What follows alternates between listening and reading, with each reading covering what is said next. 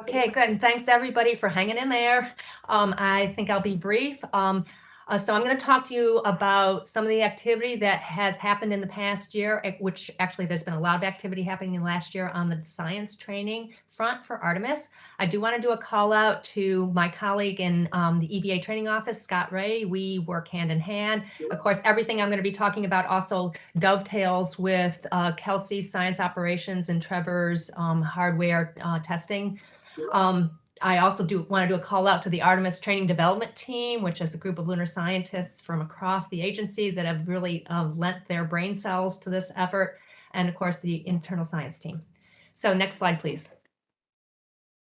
Bottom line is that we've been really busy. I've shown this chart before. We approach the training of crew members in 3 phases. Phase 1 is for new astronaut classes, where we lay the foundation.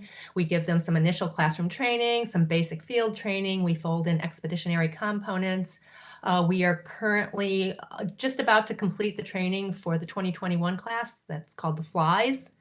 Phase 2 in the middle there in yellow is for crew members between and before flight assignments, and we call this proficiency or maintaining skills. It involves a lot of the stuff that Trevor was talking about, some of these operational tests where hardware is being operated in field settings or in facilities. We also have rolled out some content called Lunar Fundamentals. I'll talk about that a little bit more in a minute. And then finally, our phase 3, and this is the first time we've actually really been able to talk about it. Phase 3 is the assigned crew training. We have now started to train the Artemis 2 crew. We are well underway being integrated with the operations team in developing content and plans for the assigned crew training. So with that, I think the exciting thing is that we are working across every single one of these blocks right now. We've never been able to say that before. They're all kind of laid on top of each other. It's keeping us really busy. It's going to get busier. Next slide, please. Okay, just a few bullets to talk about to flesh out some of the details. First of all, our training team is fully integrated with the flight operations team. This requires a lot of coordination, not just with the EVA training team and the FOD training teams, but also with the crew office, with the flight directors, with the flight control teams.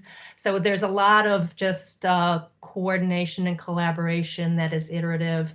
We've had several meetings with the crew office, and this stuff is going to continue. I mentioned earlier, and I think a couple people beforehand talked about the fact that we have trained the Artemis 2 crew now. For the first time, we rolled out this content, which was 48 hours of lunar content, talking about the moon and lunar science. It bubbled up about, I don't know, maybe 9 months ago or 8 months ago. We were talking to the crew office about our plans, and Reed Weissman, who's the commander of the Artemis 2 crew, who was at the time the chief of the astronaut office, said, I want to be able to walk down the hallway and talk to any one of my mates in the crew office about the moon. We need to know about the moon. So we had already been developing some preliminary content. We took that charge really seriously. We accelerated the development of it and got it ready to roll out this spring. And so we had the first delivery of this class that we called Lunar Fundamentals.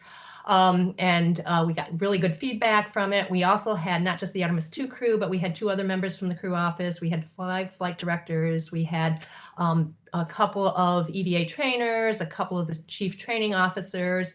This will become important for the flight control team as well.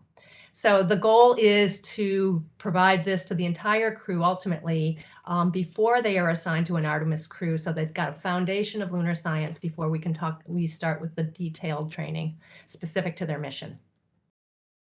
The third thing, the annual Geology 101 that we provide to the community, it's a field immersion class for flight operators and hardware and developments and mission management. And I do want to do a shout out to my colleague, Dean Epler, who started this probably 12 years ago. We've built on his shoulders. We just completed a class of 38 in April. So we had members from SMD who participated, including some of the deputy AA of SEO. But we also had from the Exploration Systems Development Mission Directorate, we had the Artemis 2 and the Artemis 3 mission managers. We had the EASDMD deputy AA. We had flight directors. We had flight controllers. We had EVA trainers. We had some